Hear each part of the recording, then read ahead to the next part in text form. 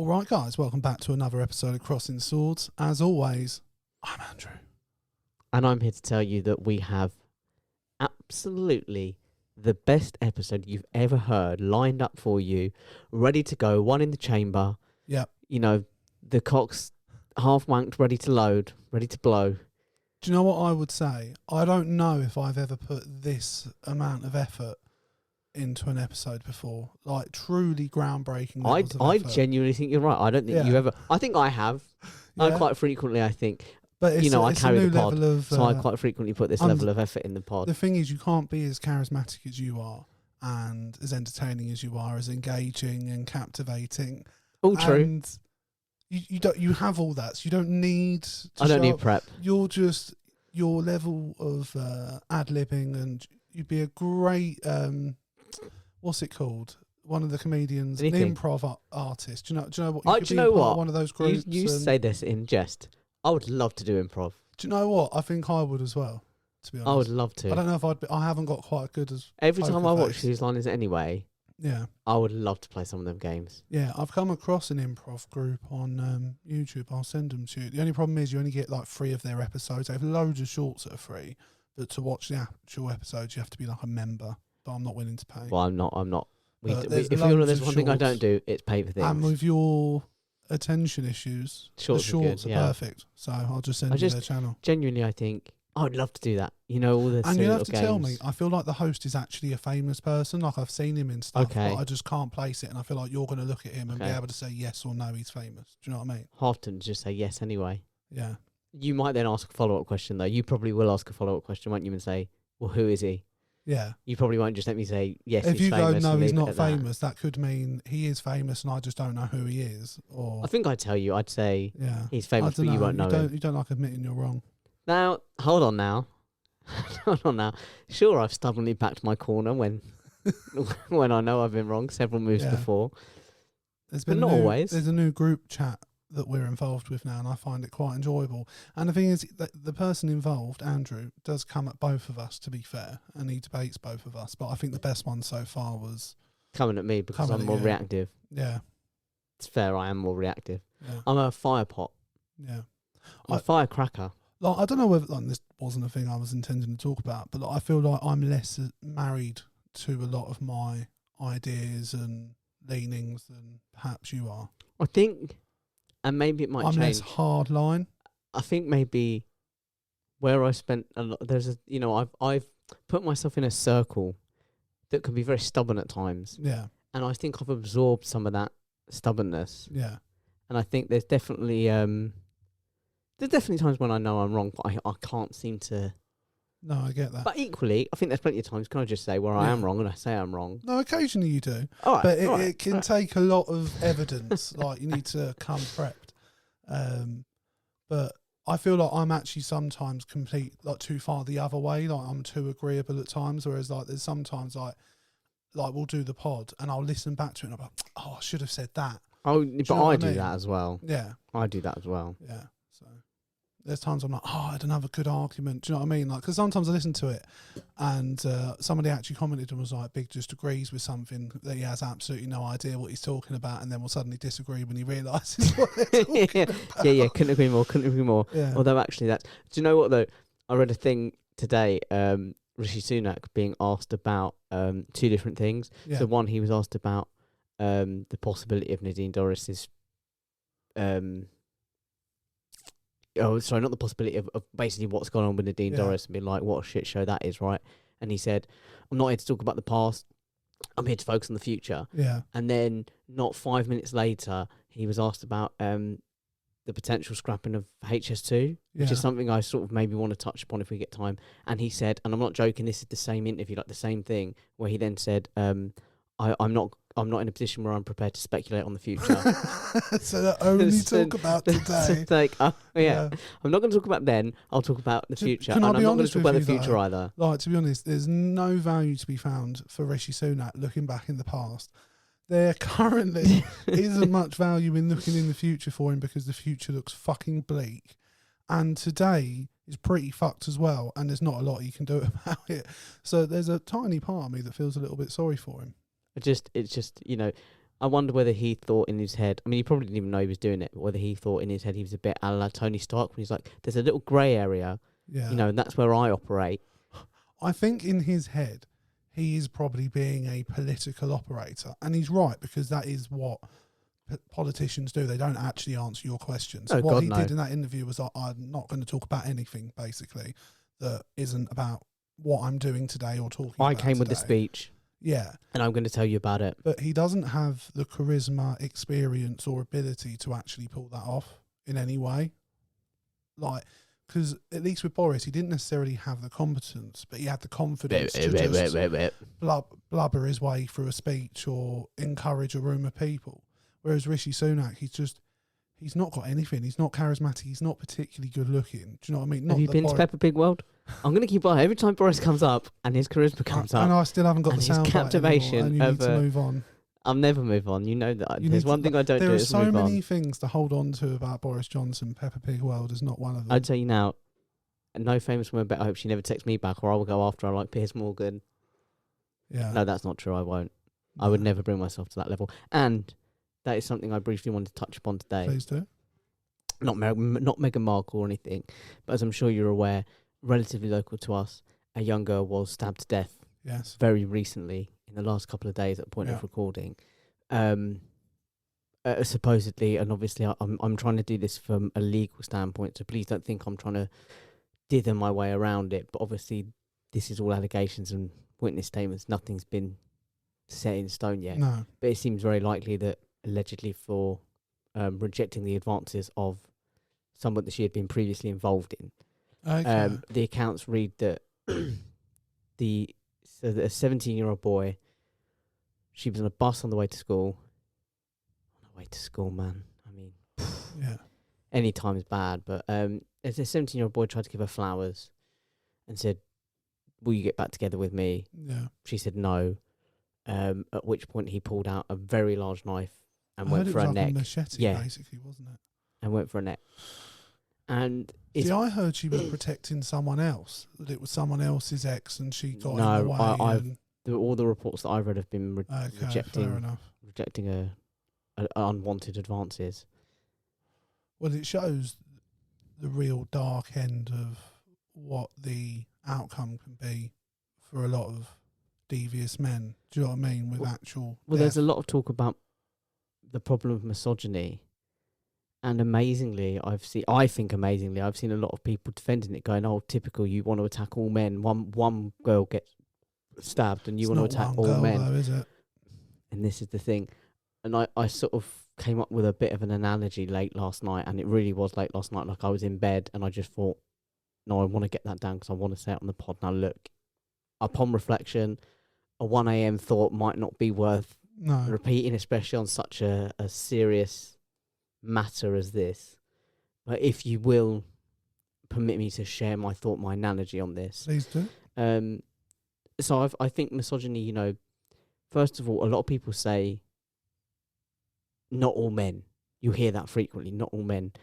And I know it's not all men, because as a man, I don't do those things. I don't hold those views. So when women come out and they say these things tell us about their experiences of misogyny and tell us about how men do this and men do that, I don't feel personally attacked. I don't feel like they're saying I do that. No. Because I know I don't. And I worry whether maybe some of these people that are saying, well, it's not all men, make you think maybe you do have those thoughts. You might not act on them, but maybe, why are you being seen? Yeah. Why are you identifying with that? I don't know, but that's a separate thing. The kind of analogy I came up with was like a weed patch. So even if it's a very small minority of men that do this, that do hold these misogynistic views, it's a very small minority, but it's still a group of men that pose a threat to women. Yeah. And that we, as a larger minority, enable that culture of growth by not acting on it. And I thought it's like a patch of weeds in your garden. If you look at your garden and a small patch of weeds come up, if you don't act on it, if you don't stamp it out, that will grow and it will do damage. It will infest everything.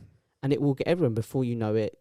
This beautiful, and it's sort of like looking at it going, well, I don't need to do any gardening because I'm looking at the garden and like the garden, most of the garden is fine.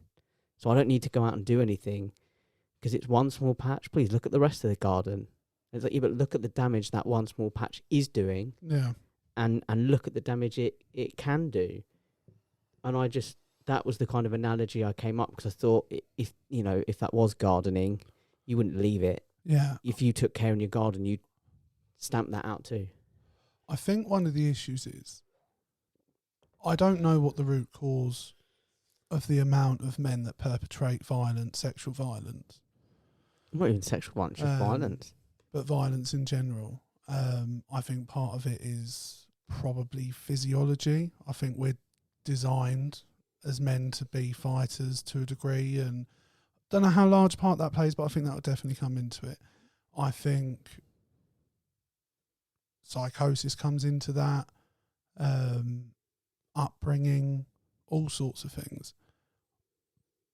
I also think if people look at Andrew Tate and they see him as an example of toxic masculinity and like the most toxic male traits you can get, and they're right, I see him as a symptom. So I see him as something that grew because there is a gap in the market, as it were, when it comes to men.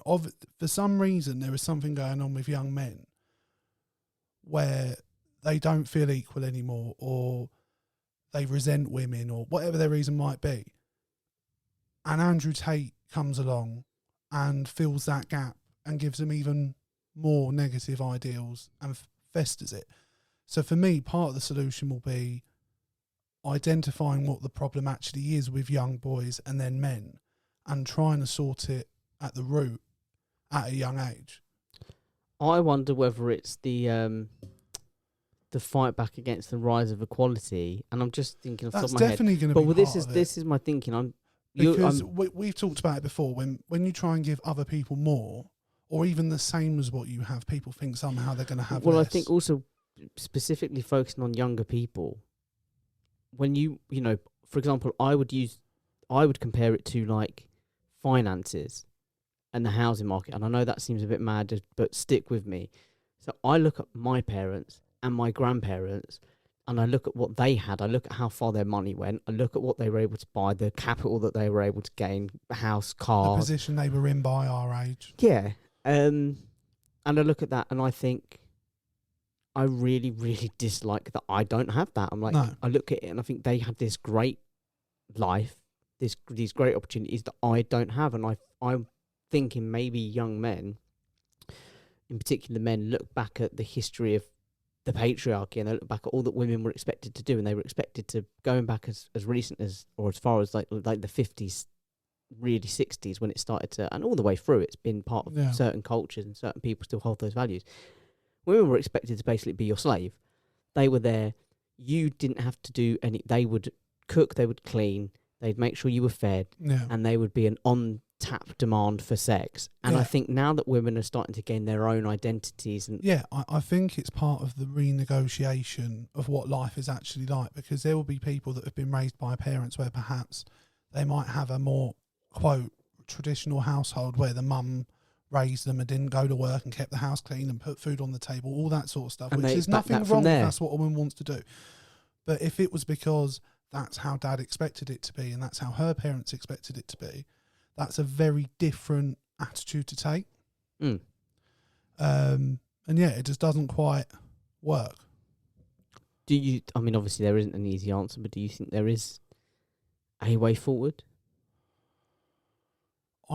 I think it happens over time. I think the more we normalise and push equality, which we do need to do because things aren't equal, but at the same time there seems to be an issue of, there is a side to the feminist movement, for example, that would resent there being more attention for men because men have had enough already.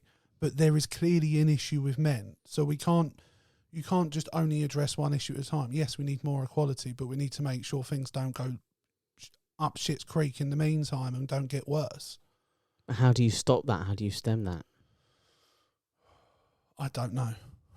Do you say to women... I think it starts at a younger age. I think you have to really normalise. And the thing is, I think it's changing out of necessity because, as we said, families can't afford to live the way families did 50, 60 years ago, can they? Like, most people, unless they've got a really good job, can't afford that. Do you know what I mean? Both parents normally nowadays have to work. The mum might take a bit of time off after they've had the kid, but not long afterwards have to go back to work. So, do you think that plays a part in? I think that will help improve it, because I think the more children see as they're growing up, both parents have to work, both parents have to chip in, both parents have to... And the problem is men just need to get over themselves. I think they see a lot of the menial tasks of life as beneath them or something a woman should do. So I think the more you normalise it, the more we see it around. It's going to improve. I think it's partly akin as well to the kind of extremer end of racism, when certain groups of white people will look back on the slave owning days and go, why can't I have that? You know, I wish we could bring that back, kind of thing. I think it's kind of akin to that. Like I said, I think maybe a certain type of young male will look back at those lives and think, it's hard now because women have a choice. Yeah. And you know what? Those women might not choose you. And they might not choose the things that you know, even if you do find yourself in a relationship, as well, you know, in a mature, healthy relationship, in a mature, modern, healthy relationship, it's about compromise. You don't both always want the same things. You have to do a little bit of a payoff. And I think these young males sometimes look at it and think, you know, I don't like that she can choose something that I don't want to like. I want to do it all my way, the way I want to. And I don't think a woman should be able to choose to say no to me. Yeah. And I think that's what's created this niche, like you said, that people like Andrew Tate have exploited. I also think part of the problem is we idolise the wrong men. So, like, and it's the same for women as well. If you look at what the examples of great masculinity look like in this world. And I just want to, I appreciate you're not attacking me on this one. I'm one of the good idols. I know you're saying that. Absolutely. Everything's above board. For sure. But, like, even if you look on the good end of things, if you look at Chris Hemsworth, Chris Evans, like, all these, like, beautiful... All the Chris's. Hugh Jackman, like, whoever it might be, they're all in really good shape, very wealthy, highly talented, or, like, what... And, like, that isn't realistic for everyone. Just us. So I feel like a lot of men perhaps grow up with an idea of, oh, this is what my life could be like if I just get lucky enough or meet the right people. And then life doesn't turn out that way, and you might end up in a job you don't like, perhaps married to a woman you wished you hadn't got married to, or like whatever it might be. And I think they get and I think it's probably the same for women as well, in the exact reverse, in terms of who their standards are and what they end up with. And the difference is she's not likely to murder him nearly as much as he's likely to murder her. No. Or hit her or take his frustrations out on her. No. Anyway, I just thought it would be... It's not an easy topic and there's no easy answers, but I just thought it would be something interesting. I don't know what the answers are. I think it has to be mindset change. I think perhaps getting more men into temper management when they were younger, or outlets that help put the aggressive energy into a good place young, so young men learn healthy ways to deal with the aggression, the testosterone, and all the things that are swirling around their bodies. I do think as well, I know it sounds really, but I do think, again, going back to youth, and I know I'll be attacked for being a woke snowflake on this one, but I do think it's not going to solve the problem, but I think would make a difference is from a very young age talking to boys about their feelings and their emotions, and getting boys, encouraging boys to be more open with their feelings and acknowledge their feelings rather than fighting them and trying to get them out in a healthier way. I consider myself a fairly open person, but I fucking struggle with that, man, even now. Because when you were younger, if you showed any emotion, any vulnerability, you were gay, you were a girl or whatever. As well as I do. You know how difficult it is to get things out of me. Yeah. So, it's fucking hard. And I think we were probably in one of the last generations that didn't have any of the call for men to be more open. I think a lot of what we're living with now, whether it's misogyny and all of its different guises, is a hangover. It's a hangover from a shittier generation. Like, to be honest with you, our parents and their parents, their generations had a hell of a lot to answer for what's been allowed to fester and the state the world's currently in. Like whether you're going from fucking molestation all around the world at all levels, particularly in the higher levels of power, it seems. Like, I don't know, there's ever a lot to answer for, man. And I think isn't we're that too seeing easy now, though? Blaming another generation. it's not too easy, but I'm just playing devil's advocate here. I just think, Nearly did a James Acaster and didn't say I'm playing do devil's we advocate. get taught by? Like, it's our parents, fundamentally. Who has the most influence? Well, for a Most lot of the time on our lives, it's our parents or lack of parents. it's also I also YouTube. It's media. Yeah. I think when we were growing up, we didn't really have the same choices in the media we were watching. God, no. In terms of, and I'll say this, so when we were young, there weren't that many channels on telly. You didn't have Freeview. Sky was. I can remember. I mean, my first television was a big brown box with dials on that was on wheels. Yeah. Like, it's not anywhere like, and that's what's mad when you think about it. In the space of time from when we were like toddlers to now, the leap in what's when available. I was like young, yeah, no one on my street had Sky.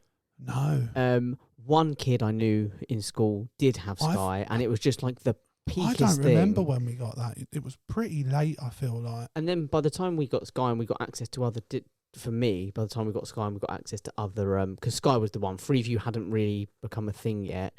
Yeah. I was in my teens, and I would say a lot of my formative stuff was already well underway. Yeah. Whereas kids now, so basically what I was watching was what was being shown to me. Yeah.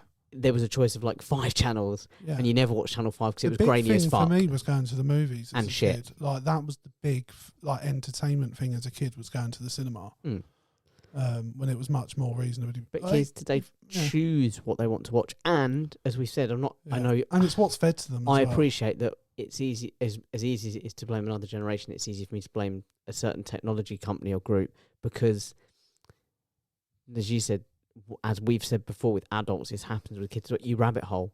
You find one video or 2 videos that you like, and suddenly the algorithms, that's all you're seeing. Yeah, it's what they start drip feeding you. Mm. And you see it progressively, because when I've watched I've watched a few things about Russell Brand recently with everything that's been going on, and then all of a sudden that's half of my. Oh, YouTube I watched a couple of reaction videos, Yeah. and that's it. This one show that I don't give a fuck about. I liked the people that did the reaction, and I was like, I'll watch most things that they do, and that was it. The YouTube just decided, oh, you like this thing. It's sort of like Instagram every now and then. I don't do Instagram anymore, but I've never done Instagram, to be honest. every now and then, never once in a understood blue moon, I'll post, but I never scroll. Yeah. I will only ever post, and it's just. I don't know what it is about Instagram. It feels really self-indulgent as a platform. Well, but it used to like just decide I had an obsession. So I remember at one period, obviously, I was quite into like the superhero stuff. Yeah. And so what I guess is just a little bit adjacent to that, with like, oh, you probably like Supernatural. I was like, I've never seen that show. I have no intention of watching it. Back when I was still afraid of horror stuff. And it probably didn't go well. And it sort of just, I didn't, and to be honest, it's not particularly scary. It had a few like jump scares and it was a bit creepy, and I was just like, no, I'm not into this right now. I'd probably watch it now though. But like, I've heard it's really good. Instagram just decided I was absolutely obsessed with it. I was like, okay, I've never seen this thing, but sure, let's go with it. Maybe they just wanted you to rabbit hole on Supernatural. But I could like have a good 10 seasons of it. I could as well, have. I feel like I've seen most a lot of it. Yeah, like I feel like I know the characters really well. I know that Cass is a bit of a ladies' man, a bit of a rogue one. Okay. You know, will turn up when it matters, but you know, I've never seen the fucking show. I don't fucking know this show. You could be talking bollocks or absolute truth. I don't know. We're going back a few years, but Instagram just decided that was my thing. Yeah. Would you like a surprise, Jake? Always. Do you want me to turn the camera off first, or will we get in trouble on YouTube? No, I think YouTube will be fine. We just block out the private. Put a big. I mean, you need a big censorship thing. You need a big banner. Really do you know what I'm saying? You need a big banner. I do. I mean, we do. Go on. What's the surprise? Do I need to close my eyes? eyes. Oh, I don't want. Do you know what? I feel like I've closed my eyes way too much on this podcast.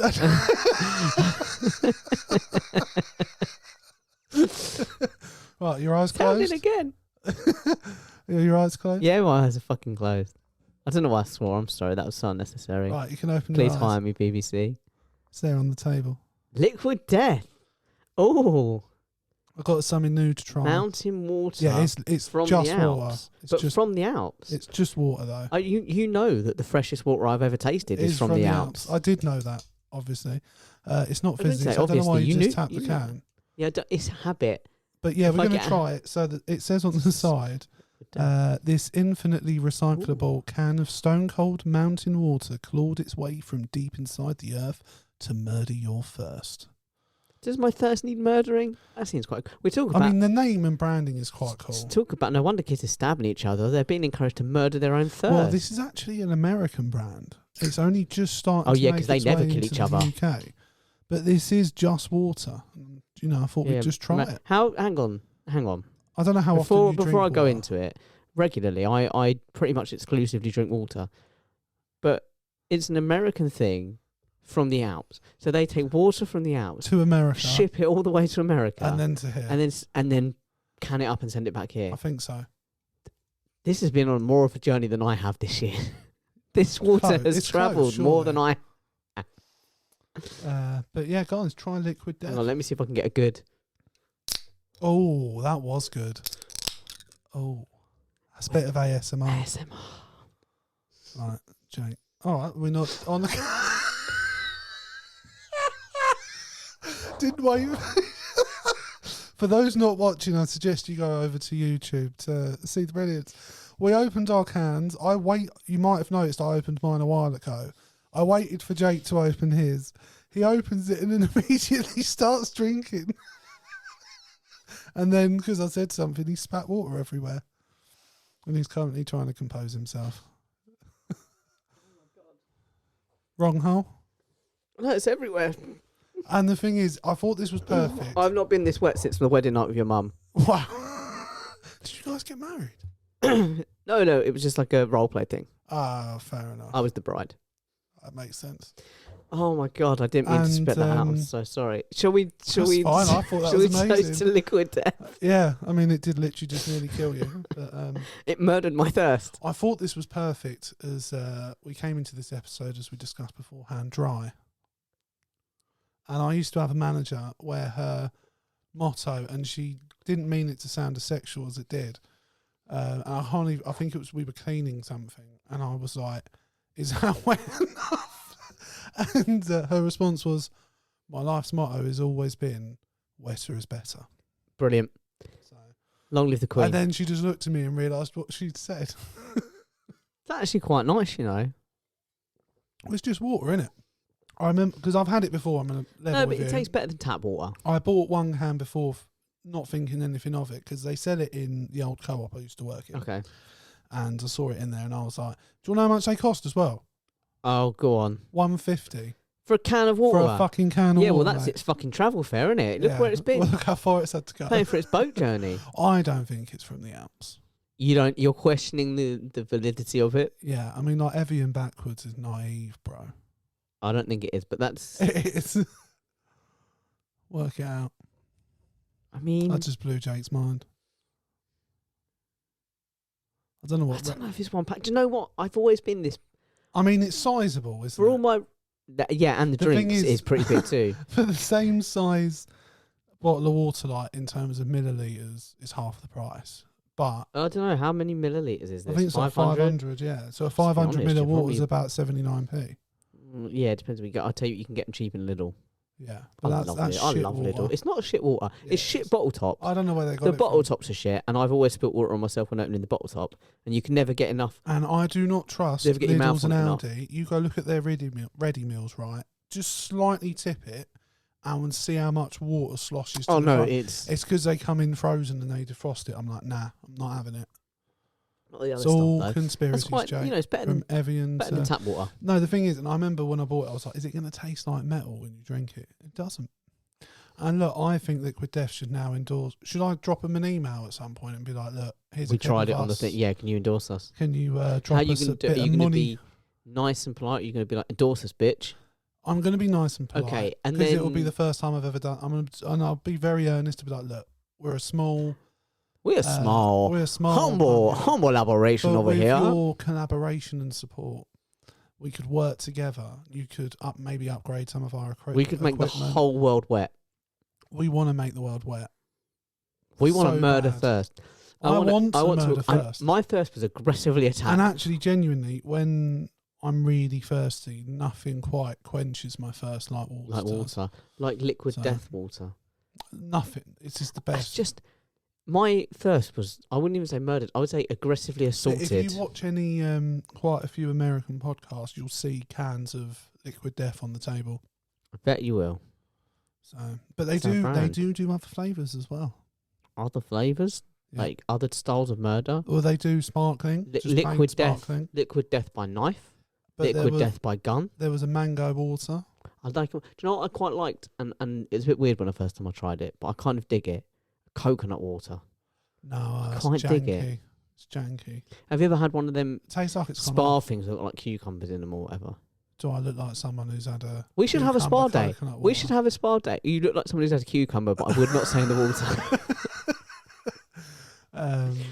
I actually said to someone today, I need a little woman to beat me up. Do you know what I mean? Like, I need someone to tread on my back. I have a woman. You have a woman? I have a woman. You have a masseuse? Yeah, no, not a masseuse. I don't. No, not a masseuse. I don't want someone you've used. I've got to be honest. No. And if we go to a spa together, I'm going first in the matter. I don't want your sloppy seconds. She cleans that dungeon meticulously.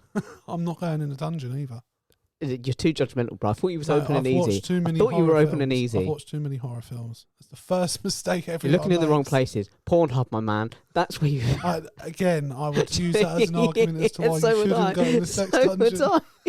It's the absolute last place you're ever going to find me is a sex dungeon. Unless it's my own, in which case I know it's safe. Would you open one? I think that would be like for my own personal use, perhaps. That would be quite a lucrative business plan. No, I'm not having a sex dungeon as a business. Come on, I'll keep it clean. No, but the cleaning costs alone would be worse than a meth lab. Would you make everyone clean it themselves? No, that's and then you charge them. If you made them, like the amount of post-jizz regret there's going to be in that dungeon. No, but you charge them a fee. People aren't going to want to have to clean up. So you charge them like a refundable £50 fee, and then we go in and do an inspection. And if it's not clean, we say you're not getting your fee back, and then we put that money towards cleaners. A lot of potential aggro and. No. I think that's like. Have you ever rented an Airbnb? No, I haven't actually. I mean, extortionate, by the way. Yeah. Absolutely extortionate. You look at a place, and it was like £50 a night or something, £70 a night, and you're like, great.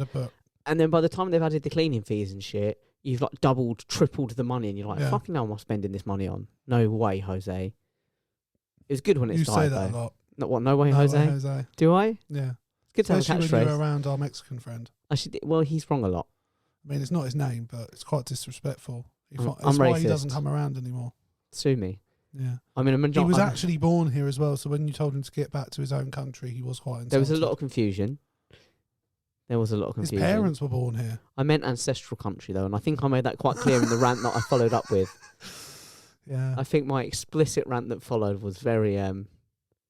And do you remember when I phoned into that radio show as well to tell them about it? Oh, what? And it was to do with Al Capone, and you apologise for putting that thought in our head. Still one of the absolute goat moments of phoning honestly, radio. I still don't know what happened. The more I think about it, and I can't remember what they were talking about. I've said this a few times. He had no football. I think was it football? Mm. Okay. I thought it was LBC. You know. No, it was on LBC. Okay. They're talking about protests at Whitehall. And then they'd moved on to football, and this bloke rang up. Because the thing is, he waffled on for so long. Or corruption of Sepp Blatter. And how he ended it was with like, and then you have Al Capone, and I'm sorry to put that bring back Al Capone, that's what I'm saying. Sorry to put that thought in your head. You're like, what fault? I don't know what fault you put in my head. What are you apologising for? And then he just sort of ended it, didn't he? The more I think about that moment. And by that I mean the call, not his life. He might have ended his life. It was a very embarrassing moment. Speaking of lives ending. Absolute top-notch segue. Thank you. I would just like to, just for a moment, raise my wand. You know, when you said we were going to raise our wands on the pod, I had a very different intention. Yeah, I had a very different reaction to that. Yeah, I have actually got a wand for anyone. Like ASMR, my zip. The Elder Wand from Harry Potter, if you must know. Undoing my zip on the mic, or would that undercut the seriousness of your moment? I don't know if you can say I'm being particularly serious when I whip my wand out. It's a fair point, but I feel like you're about to make a pretty heartfelt. I am, genuinely. And I don't want to undercut it, but I will if people want me to unzip. We lost one of the good ones, Jake. Well, we lost one of three. I mean, you know, we've still got Dumbledore knocking around. No, but do you know what I mean? We've still got one left. We're lucky. It's very rare that a role like that has got so many actors playing it that we've still got, like, 2 have died and we've still got one. And look, he's still young enough that we've got a while. Oh yeah. Sorry, I thought you meant Gambon. I was like, no, I don't think he's going to barring grow. some sort of tragic event. Could happen. But we lost one of the good ones, bro. Yeah, he was right. I've got nothing against Mickey Gambon. But I would say he was my favourite Dumbledore, closely followed by Jude Law. Weird that you have a favourite. Do you have a top 3? Well, there's only 3. So but you do have a top 3? Richard Harris just comes third, right? I know just he's because the he first. only did a couple of films, just because he didn't do enough. Well, no, I thought he was good. I just much prefer Gambon's portrayal. I can't to speak for his. Jude Law because I haven't seen the second Fantastic. But I think he's third Fantastic Beasts. I think it was a real shame that in the second Fantastic, or the third rather, that they didn't get to still have Johnny in it, because I think I would have liked to have seen them two together on screen more and what that would have been like. Because I feel like Johnny Depp could have pulled off Ex-Gay Lover a bit better than Mads Mix. Do you know what I mean? And it's I an interesting love Mads Mix. It's an interesting ranking to we should just play a game one day where we just go through actors and give them really obscure things and say, can they pull it off? For example, we do a category. Do you know what I think it was? We go ex-gay lovers and we just list them. I didn't like the casting when I heard Hugh Jackman. What about Hugh Jackman? Can he play ex-gay lover? Yeah, of course he can. Okay, what about this one? Ryan Reynolds. Yeah, 100%. Yeah, easily. Absolutely. You ready? Christian Bale. Yeah, Christian Bale could do it. He'd okay, flare I'm trying to up. think of a really bad actor. The Rock. No, that's a bit harsh. The Rock. Could The Rock play ex-gay lover? He'd have to be the top, though, surely. He wouldn't be a flamboyant gay.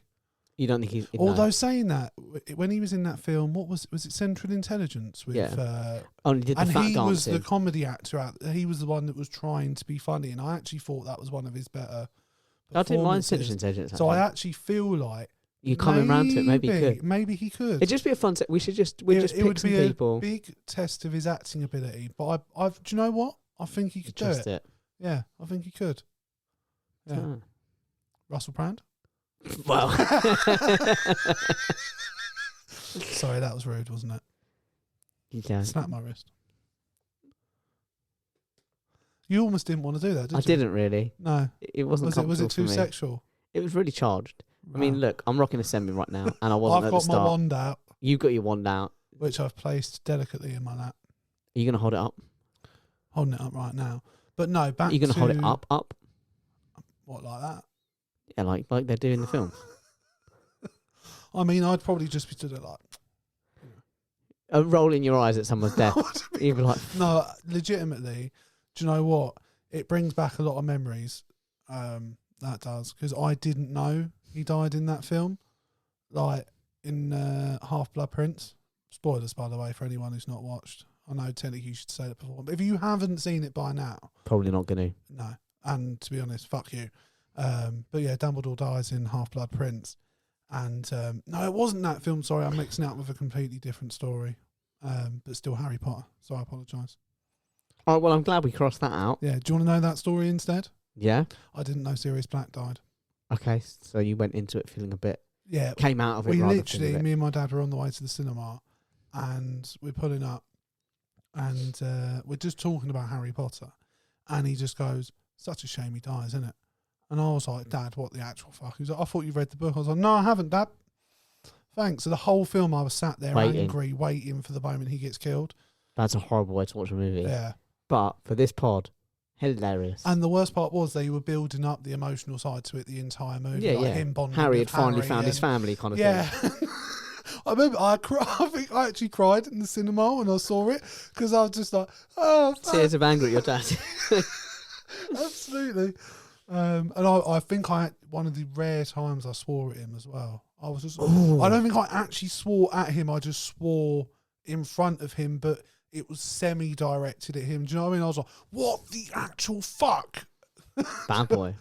So yeah. Out here breaking all kinds of rules. Absolutely. So you go on, do your rippers for Mickey G.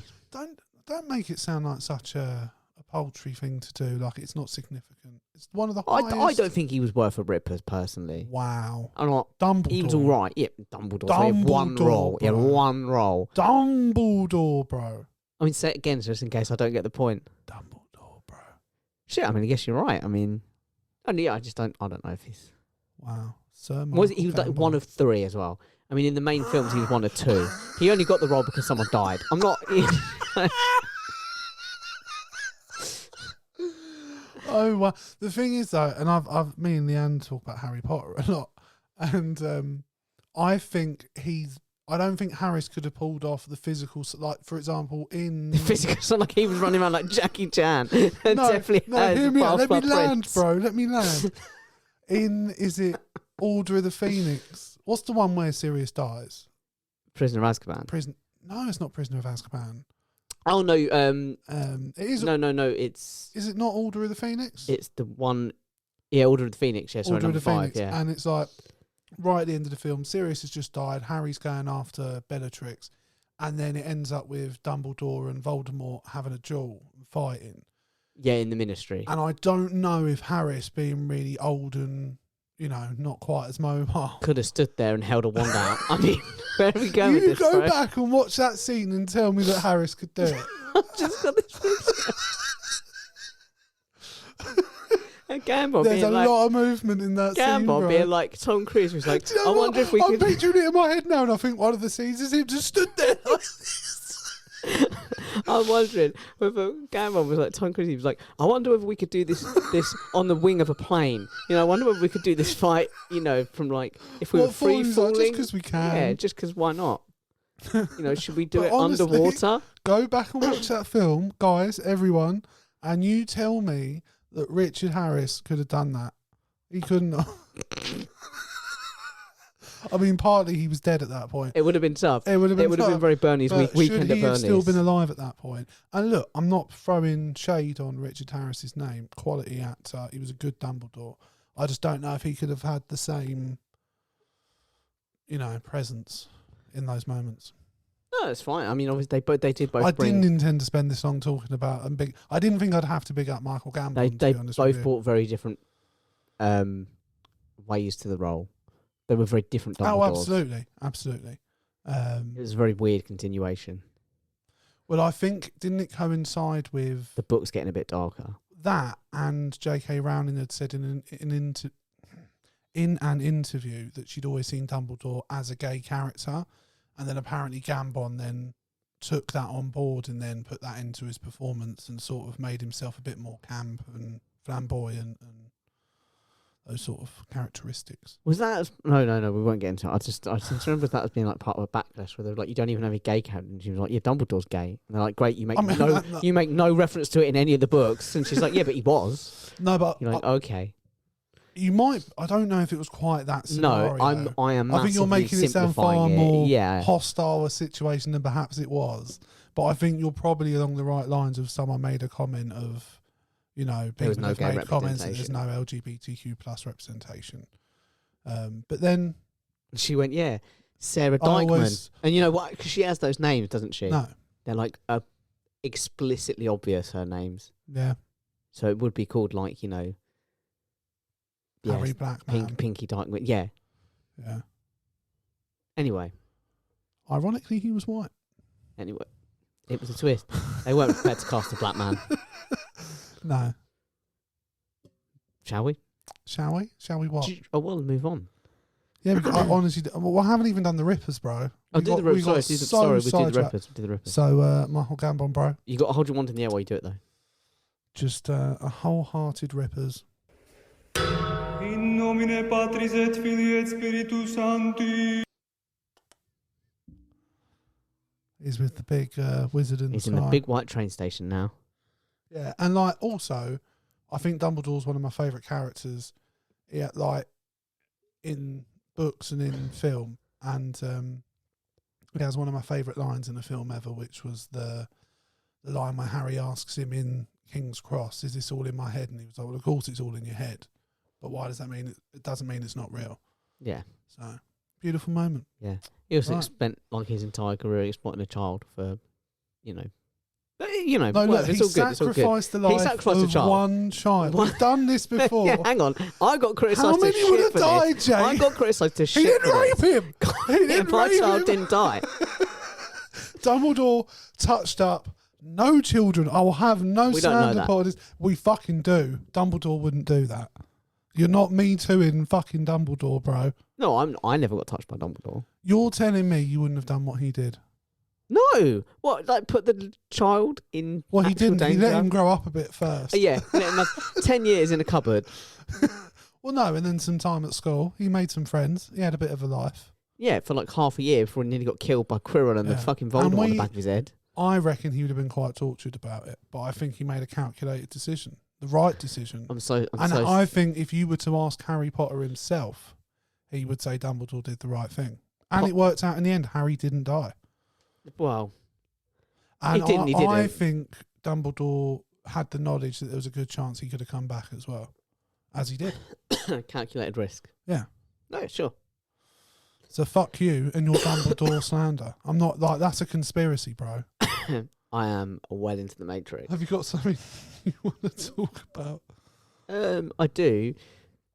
Are you aware that, this isn't really for our show, this is one for Woke Watch? Do you know we've done 45 minutes? I felt like we've gone a while. I didn't. I genuinely looked at the thing and was like, oh fuck. Yeah. So there's three things I really want to talk about. We just want to mention that the scum have now labelled HS2 as woke, because the Prime Minister said, it probably needs to be scrapped, and they were like, yeah, we need to get rid of this woke train. A train. How far have we train is woke. How far is it? Because the woke brigade don't want it? I think at the moment it's due to go from Birmingham to Old Oak Common. No, but how far built is it? Like, how far till completion? Oh, a while. Because how long has this been? Like, before the pod, I feel like HS. Oh God, a long time. How does something? I feel like when Boris was London mayor, HS2 this was still going on. Anyway, I just quite like the idea that a train is woke. Yeah, I mean that whole situation's a clusterfuck. How dare we? Money that's been spent on it, and the schism between the north and the south is just going to become even greater. Yeah, and to be honest, like, you've spent this amount of time on it. Why are we scrapping it now? Like, that's the most stupid thing I've ever heard. Yeah. I read a story as well. Oh, go on. Do you think Sunak gets a hard time over how he travels? I think it's a little unfair. So I'd like to know what you think. I think it's because he's a lot gets made out probably of it, because and he his travels wife's no differently because to his wife's so rich. Yeah, but that's irrelevant in that. Like in this, but like, look, I'm not. No, I don't think it's relevant, but I think. But I think it's such a weird thing to go after him for. The Paul thing, fine. Like all of the excess of his life, other like that. When you're the head of a state, like, you've got a lot of shit to do, but then you've got to maximise your time. And like, look, there's the environmental argument. Truss and Johnson also got criticised for their use of. I don't feel anywhere near this much. I remember the summit in Cornwall. Truss wasn't in power long enough to be criticised for her. She didn't travel much, bro. Remember the summit in Cornwall when Johnson flew she had a down. Lot go on. The Queen died, and he got absolutely rinsed for it. Okay. Just about every angle, because it was like, why are you flying to Cornwall, you dick? Yeah, and it was a summit. Was that when there was a disaster as well? Well, like flew to or something. Yeah, I think there's been a. Like he helicoptered in and then just left for like half an hour later. In the fridge. Did a couple of photos, Played dress picked up one bit of wood and then fucked off again. I read a great story that I thought I should share because I thought it's really on brand with our pod. Go on. So, are you aware of the British Airways pilot Mike Beaton? Yes. I had this legend in my notes. Yes. It's good, right? Yeah, what, the BA pilot that was just on an absolute session. In Joburg, in Johannesburg. Yeah, and he's like flying back in a couple of days. He's like, fuck it, let's get on it. He's snorting coke off of a topless woman. Bare tits. Yeah, he went out with, and this was in the report, he went out with allegedly 2 local lads, a Welsh woman and a Spanish woman. I've no idea which one of them he snorted off of. But presumably you read it, so you know how he got. If one woman gets her tits out and puts coke on them, the other one's doing it. So you know how he got caught, right? He was bragging, wasn't he? Yeah, to one of the stewardesses. Yeah, so she reported him. She was like, "I'm not flying with this. I'm not flying." Bitch, bro. Well, in all due respect, that would be like if you're a cab driver. Have you seen Flight? No. You should. I've seen bits of it. He's coked up when he saves all those people. Just saying. But if you're makes him more alert. If you're, because you travel or have travelled by taxi more than I have. Yeah. If your Uber pulled up, whatever, and the bloke was like, do you know what, bro? I have gotten some dicey taxis in my time. I have been on some cab rides where I have been clinging on for dear life. So it happens. If anything. As long as there's no crash, I end up being once I've arrived safely, I'm just like, Oh, actually, got me here in really good time. You know, if he got in and he was like, "Don't worry, mate, the airbags work," and not as big as these tits I was just snorting off of. Oh man, fucking, let's get on what it. A legend. You'd be like, "I'm going to let this He's not got man a wife or kids he's I'm gonna let this neglecting. man And do you know what? You live your life, bro. pilot a vehicle that I'm in." Do you know what? I think I'd be fine with a coked up pilot. Honestly, having watched Denzel smash it, like, I'm on board So with we it. should base all aviation On what decisions Denzel's based on a film that Denzel Washington was in. Yeah, and I reckon Tom Cruise has flown a plane on coke. You can't be that rich and successful and not have Done a bit snorted of coke in the sky. Do you know what I mean? You got to get your kicks Yeah, but somehow. Tom Cruise is living on He some like snorted next it level shit. skydiving. He's, Do you know what yeah, I mean? he's the kind of man who's probably bored with throwing himself off a Well, cliff. did you see what he did for the most recent Mission Impossible? Like speed parachuting off a mountain. Oh, off the bike. Yeah, off a bike, flying down this mountain and then landing this like ridiculous shot for the film. It's like, Yeah. the guy's 60. How good would it be though Like, if the look, I know cameras weren't on? Scientology's not good, bro. I'm not justified, but as an actor and a stuntman and what he's capable of doing, hats off to Tom Cruise. Like, how good would it be? Also, underrated as a comedic actor, his performance in Tropic Thunder was absolutely legendary. His Les Grossman was Yeah. very, very good. No, but how good would it be if that shot? And I know they're not because they're Since big, you huge got me frame, riled up about Michael Gambon. huge I'm frame on one now. IMAX things. I'm like defending everything. But imagine if he landed it, was the happiest he's ever been. They were like, shit, Cat was on the camera. Sorry, bro. You've gone through all that Do you effort. mind doing it again? Or, and you know this is one of my favourite TV bits, shots, whatever, Yeah, in Rick Stein, when they were making the curry when he was in India. yeah, And he was like, we didn't actually capture any footage of that, though, because my crew were doing pickup shots yeah, across the street. Yeah, Imagine if that kind of thing happened. Like, oh, we were actually shooting some deer, so we didn't actually see any of the bike stuff. But look at this deer. Look at him. I sort of have experience of that myself. On this pod. On our best ever episode, probably arguably the one that's right up there was Alex's first ever Yeah, it was appearance. Alex's debut. It was such a good episode, and I just I'm not just saying that because you can't hear it. But monumentally dropped the ball on that one, and it was so it's the silence. like it's the stupidity of me not figuring out what the problem was. Like even now, still bugs me. It's to be the honest with silence as we sit around and go. As we listen to an audio you. clip. Honestly, if there was any episode I would delete, it was that and probably the first two because people seem to listen to those more than anything. Yeah, we didn't really find our rhythm until the second series. No, but while we're talking about listeners, just for a second, right? We went viral. We did go viral. I mean, sort of not viral, Matrix viral, level. but like viral for us. Well, we are two dirty little Matrix boys. I am more than you, I think. Yeah, You got some definitely. nice comments. Well, it's I understandable. didn't get some nice comments. You got no nice. I got no comments. nice comments. I got Do you very know- not nice comments. So basically, I I've been occasionally obsessed with do. them, by the way. Have you? Yeah, they're so funny. As soon as I put yours up, because what I did a couple of YouTube shorts. Where can they find? They can watch those, They right? can find those From, on like, YouTube. All kinds of episodes. Just search Crossing Swords. Yeah, And you can watch old episodes. If you just do Crossing Swords podcast, I find it comes up Yeah. generally with us. yeah, me too. So yeah, do that and Subscribe, like. subscribe, like, and actually, to be fair, people are starting to like the episodes more. But I edited down because it can only be 15 seconds, which is fine for you because sometimes, particularly when you're adamant about something like Russell Brand, there was a nice succinct moment of you just basically slagging him and his listeners off, and I was like, "That's quite all right." And I put that up, and it got a reaction, and it got It did. nearly a couple thousand views, which is huge for us. Well, in like less than a day. Yeah, and like I remember I was at work. I uploaded it on my break. I just did it on my phone because what I do, I take a clip normally from our trailer video that I've sent to you, and it's on my And just phone. do that. So I edit it down on my phone doing that because it doesn't need to be great for YouTube Shorts because you can't do it landscape, so you can't have both of us in the shot. So I can only do a clip where One of us is one talking. of us is talking and not the other one. And yeah, it did really well. But the comment that really got me, if I'm being honest, that Gary Neville? the Gary Neville, of all the stuff that was being said, like the fact the guy was just like from that profile, he looks like Gary Neville. I wet myself. Makes me to be sick. honest.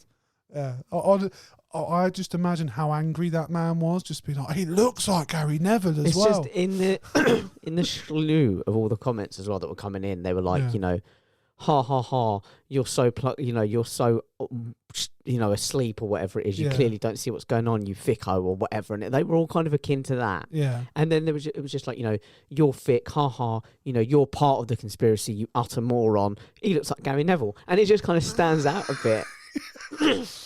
I think that was the most personal one out of all of them, wasn't it? How did that make you feel when you heard that?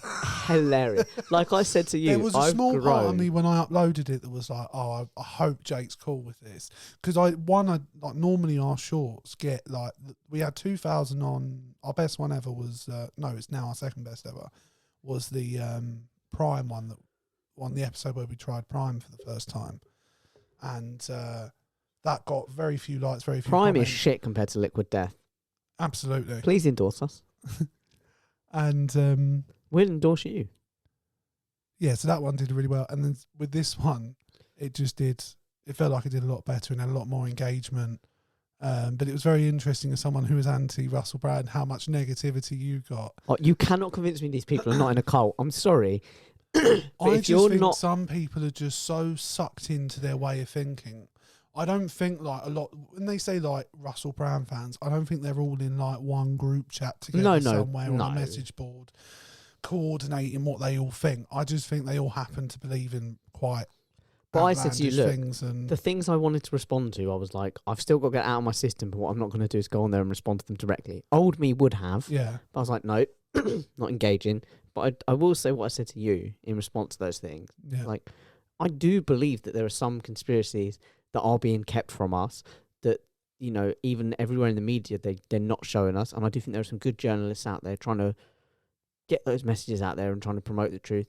I just don't think Russell Brand is one of them. No, that's I fair do, enough. like I said to you, when I look back at the timeline of it, under the revelation of this, that article, I'm like, casts a massive aspersion in my over what he's mind, done. the narrative goes like this. The allegations that are going to come to light, he gets it blocked. No one wants to touch him because the allegations are still hovering underneath and they might come to light. Not because of what he's done, but because, by association, it might damage their brand. So he decides to go anti-mainstream media, almost, he transitions into it. He doesn't pick it up straight away, but he works towards that so that he can then say, when the allegations come to light, when the injunction gets, broken, and he knows it will, he can turn around and go, aha, clearly it was all in attacking, I that's the narrative in my mind. That's fair. But you cannot, if you're indifferent to Russell Brand or whatever, go and look at those, go and watch that 15-second clip, look at the comments, and tell me these people are not in a cult. Unknowingly, but in a cult. Maybe. I disagree. I think it's just uneducated. Oh, you're just going for the people. fucking nice comments again. No, look, genuinely. What did you get? That's the lit problem or is something? we don't reach any of those. Like, there's no way to redeem any of those people if the only message they receive in response to their ignorance is your response. And that's not a criticism of you, by the way. Oh, you uploaded it. No. you edited No, but it. I didn't. The thing is, yours was barely edited. It was just a case of this was the 15 seconds of you speaking about Russell Brand and his. That was one moment of you speaking about Russell Brand and his fans. My one was far more highly edited because I was far more. Like, I take a bit. You longer take your say time what to I'm get gonna there. say. Yeah. So it's much more difficult to get in put mine 15 down. seconds. So mine was far more highly edited. Like, if you were to listen to that conversation that we had, my side of it will sound a lot different. The points I'm making are the same. I didn't take out any of like what I was saying or try to like water it down. It was just a case of trying to make a point in 15 seconds. No, but what I'd said. I got, blind to the truth, part of the problem, and Gary Neville. And what did you get? I got true as fuck or something like that, didn't I? With a fire emoji. With a fire emoji. No, but I've like, the thing is, my clip, all I said was that Truth, apparently. Unlike the Mason Greenwood situation where we had evidence we'd been shown, and the thing is, what the distinction I'd make with the Russell Brand thing is, we might have that evidence with Russell Brand, we just haven't been shown it. Do you know what I mean? Like, that might be with the relevant people it needs to be with, but I haven't been shown that. So that was the point I was making. But that video, actually, I was surprised because my sister suggested, do one of you doing it. And I'd thought about it, but I wasn't sure. And I also didn't know what reaction you were going to get when I first did yours. So I was the guinea pig. Well, it was the easiest one to do, to be honest with you. And Because I ran and also it. it's clickbaiting. Like, look, the truth is, to get any traction with anything you're doing on social it's media gotta be now, it clickbaity. has to be clickbaity. There's no, and the thing is, I hate doing it. Like, I don't, like, for example, say that was what was the catalyst for us becoming successful as a podcast. There would be a part of me that would be disappointed that came off of a viral clip of us talking about Russell Brand. Do you know what I mean? Yeah, I get it. I'd rather it be for the actual quality of what we're doing. But we got more subscribers. Boy, we need to up the quality. But look, do you know what? I actually think we're a good podcast. Like, I think the conversations we have, I think that conversation I do too, but I can't Russell help but wonder Brand- whether we're a bit biased on the subject. Yeah, of course we are. But the thing is, we jokingly do what I'm about to do, but we don't do it. Do you know what I mean? Like, I genuinely think we are a good podcast. I think particularly that Russell Brand episode is a really good example of the conversations we can have. Do you know what I mean? Like, I also think I think we're quite funny. I think we are intelligent. Well, it was a unique one because I don't think there was a lot of humour in that one. No, The jokes are exactly. really, And, really like, scaled back. One of our friends actually said to us it was a very good conversation, and he's very much on your side of things. I was interested to see how he felt about how I'd come across in it, and I was quite pleased. And I said to him off camera and to you that I didn't want that conversation to be about it actually being a debate or one of us trying to win the conversation. I just wanted it to be a conversation about what had happened. Or did he give you fire emojis as well? No, he This didn't. bod, He's I'm not going that to get over emotive. this. I'm not going to get over it. Look, you're going to have to accept that I'm just truly the talented one, and that doesn't mean you're not talented. I've made my peace with that. and like, look, this is the problem when The only thing bands that I make do- it big is they don't have the honest conversation, and like, you have a star. You don't of think the One show. Direction got together where Harry went, listen, bitches. No, but the problem is he then didn't put it with, but I couldn't do this without you. Do you know what I mean? No, because he went off and did it without him. I wouldn't do that to you, bro, unless the check Feel was like big enough. I I might feel have like you you involved might. as a writer or something. And do you know then, what I mean? do you know what the worst thing about it is? You'd probably do an episode telling me how you felt really bad about it. I'd have you on as like I'd a have to petty pay thing. to get behind the paywall to listen to you say how bad you felt about ditching me to make it big. But it was a sacrifice I was willing to make. Yeah, and do you know what? The episode probably gone to win I awards genuinely wouldn't and know. praise. If we got approached, or if I got approached to do a podcast by a big platform, and like, look, that's not going to happen. But if it did, I would genuinely say no. I'd rather we got a lower offer, but it was for both of us to do it together. Package deal, baby. Yeah, than do it off on my own. Me too. I would never throw you under the bus or leave you in a heartbeat. But if we ended the podcast and I got offered something, absolutely, I'd go and consider doing something else. But that's just I don't see the podcast ending. We've got no reason No. to end. no. We will do it till we die. And Going to luckily, the with our moon. health, won't be long. We're going to the moon. But no, the point I was going to make was, sadly, to get traction, and like we got more subscribers on YouTube through doing 2 clickbaity shorts. So going forward, I'm going to try and do more shorts in general. And when we have a conversation, You that just seems say like the one that word, can get attention, And I will slag off a celebrity in a short 15-second window. so we can upload it. In fact, we should get a timer. Give me 15 seconds and I'll just rant about someone. Right, let me get the timer out. Is that under the same one as the watch one, isn't it? Yes, clock, isn't it? You go into clock. All right, bruv. No, have you never used your phone? I'm sorry. I don't. sorry. I've never what used a timer. Do you know how to set this? You don't use it. What, are you setting the timer? Yeah. Oh, I So thought I you can just going to time do a 15 stopwatch. seconds. Yeah. How do I do that? You set it to 0, 0, and then you go to seconds. Does that mean my timer was 15 running for that seconds. amount of time at some point? Yeah, like 3.5 hours or something. Right. So I'm going to start. Wait, you got to give me someone. Oh, all right. Who's really out there in the news at the moment? Who's popular fuck. or who's in the zeitgeist? Well, I'll tell you who I've got prepped up is the latest on Laurence Fox. Please do. Okay. You can absolutely spend 15 seconds speaking about. Okay. When do you want me to start? In 3, 2, 1, go. Laurence Fox is a racist, homophobic, clickbaity wankstain. And I'll tell you now, everything he does is out of bitterness and hatred for the life that he's ended up with. Fucking beautiful, bro.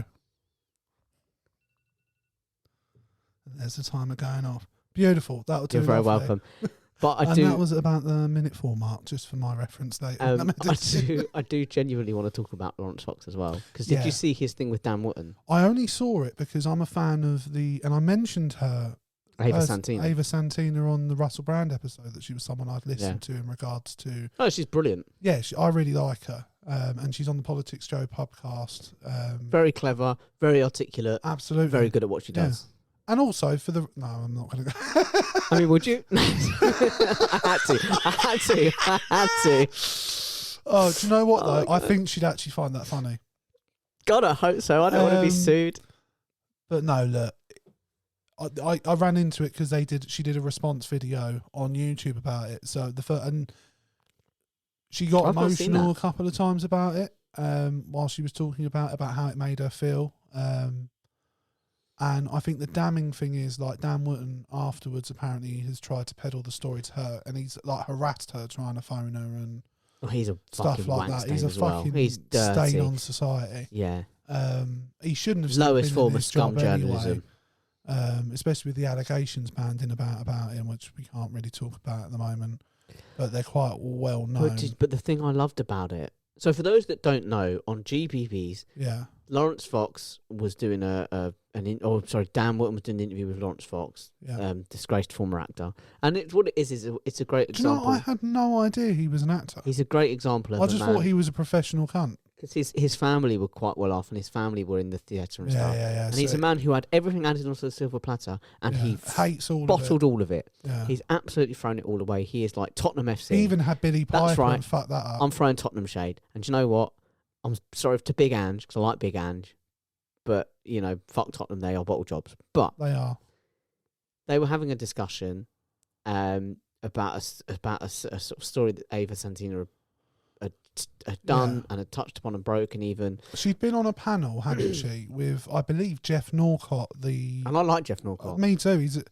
But he identifies as a conservative, but he's a comedian, a very funny comedian. I think he's really cool. And he's, I'll just say, he's joked about, so I've read one of his books as well. I really am a fan of his. I do think he's really funny. He's joked about he finds it funny, the irony that because he's right-wing and there's so few right-wing comedians, that he manages to, as a white, fairly middle-class man, tick a diversity quota, Yeah, because they need to have a conservative on, so he just gets gigs just because he identifies as a conservative.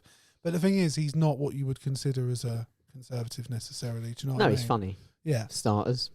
But they were on a panel where they were discussing a similar issue to we have on this podcast, men's mental health and things like that, and that there's been a debate over whether there should be a men's health minister or a minister for men in the cabinet. And Ava said, well, rather than a minister for men, why don't we have a minister for mental health to deal with everyone's mental health issues rather than just men's? Which is a perfectly reasonable... Yeah. And they were having a perfectly reasonable discussion about it. Neither of them were angry. It wasn't particularly volatile or controversial in any way whatsoever. And in response to that... Yeah. Laurence Fox began basically... They basically had a discussion of like... Because Laurence Fox said like no one would... his big criticism of her in this little rant he did was that no one would... And I'm quoting, shag her. Yeah.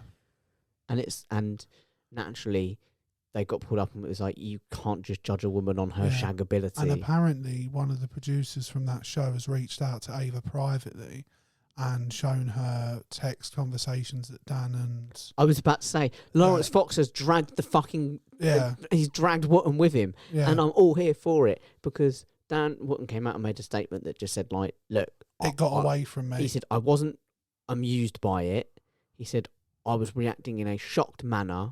Yeah. But that was his thing. He was like, I wasn't amused, I was just shocked and I didn't know what to do. And then Laurence Fox has actually shared on Twitter the conversation with him and was like, it's best to be truthful, babes, or whatever he said. And apparently in the conversation, he said, like, making you giggle is always fun. And Dan Wooton's like, ha, ha, ha, it was so good. I can hear them all panicking in the gallery. Like, bro. Apparently it was pre-planned as well. Like, they discussed the fact they were going to talk about her attractiveness. When these cockholded, gimpy gammons turn on each other, it's even better. Yeah. No, and that makes it even worse. They're both premeditated. Absolutely reprehensible human beings. All right. And they deserve exactly what's happened to them. And I hope people don't want anything to do with it. One of my favourite Laurence Fox moments as well, by the way, was when he was in his garden trying to burn the Union Jacks. there's like, But because of it's one EU of the safety cringiest standards, films, cringiest things I've ever seen. but because of EU safety standards, they're actually non-flammable. So it wouldn't burn. he was just running a lighter over He this flag. clearly wasn't And getting then enough gasoline He involved. cut edited to where he'd started the fire already. It was so good because suddenly it was on his fence and a bit of bunting, and it was like, he's got burn kids it, burn as it, well, burn it. hasn't he? He dressed them up in blackface, by the way, for Halloween one year Oh. in response to being like, "Oh, blackface is wrong." And he's like, "It's it's just comedy or whatever. Like you can't say anything." And he dressed his kids up in blackface, and it was like, "Don't bring your kids into this, bro. No, that's not cool, man. Don't make them That's racist really as well." bad. Shit. No, look, I don't like either of Scumbag. them. Yeah. And to be honest, GBB's itself is But a it was the fucking fact- disgrace. There's no one on it that I would feel any. The whole thing for me, I wouldn't feel the need to discuss or the want to discuss them talking about whether or not they'd have intercourse with a woman. And quite frankly, I imagine if you're over 17, you're probably quite happy that neither of them are interested in you. It at least saves you the hassle of turning them down. Yeah. But the fact that they turned on each other and took each other down, Yeah. I did want to touch upon because I thought it was brilliant. Well, it's what Tories are into, and they are like they're the like when we say the Tories, we mean the political people and these sort of figures that are synonymous with them, that have been there for all the highs and all their successes, but have thus far until now managed to avoid any of the downfall. So it's just nice to see it happen. Agreed. So these would be one of those moments that Daniel Sloss talks about when you pop a champagne bottle. Oh, I'd definitely have one for... Yeah. No, do you know what? I wouldn't have one for either of them. They're not worth my time. No, I mean, it's just a good day to see them It would be good, get some though. comeuppance. What else have you got? Hit me with something. Oh, I closed my phone, bro. No, don't hit me with something. Why'd you do me like that? That's what I pay I my already woman. gave you one surprise. That's what I pay my woman in the dungeon for. Don't hit I me know with we've something. talked about that before. You need to stop getting beaten. Oh, She gives me such good I'll rates. tell you what I'd like to close on, right? Okay, I'm gonna... I'm interested. I don't know... Do you know what? I would say this. My thirst has been absolutely annihilated today. It's been murdered. Murdered, It's completely dead and buried murdered. in the ground. Like, oh, well, I was about to make a really sensitive comment. I won't. Would you prefer to have a water... This is just... I don't know why I'm doing this on air. Would you prefer to have a water when you come over to pod than a fizzy drink? No, I'm happy with Because I go out especially and buy you It's a just- can of it's just, Pepsi Max every time we do the this. liquid death. Just Is hits. that a multi-pack can? What? Yeah. Did Is you that get the from the one corner I shop? gave you? Yeah. Yeah. Bro, they always sell them individually. Have you No, never- they don't. No, Oh, it's okay, the maybe not first in your time. corner shop, but in my local corner shop, they always sell multi-pack and crisps. And they've got a great big multi-pack. have- Do not sell individually. Honestly, I've never Fucking seen that in a always. corner shop before. That is Really? fucking disgraceful. Maybe you go to the posh part of town, and I live in the rough part. No, that corner shop is not the posh part of town. It's where all the chavs go. My corner shop have always sold multi-pack shit. Have you seen what's going on in Canada? Have I seen what's going on? Oh, Canada. No. Are you ready for something? Sure. Oh, yes. Yes. Yes, I have. Veteran from the Second World War who fought the Ukrainian independence against the Russians and continues to support the troops today, even at his age of 98.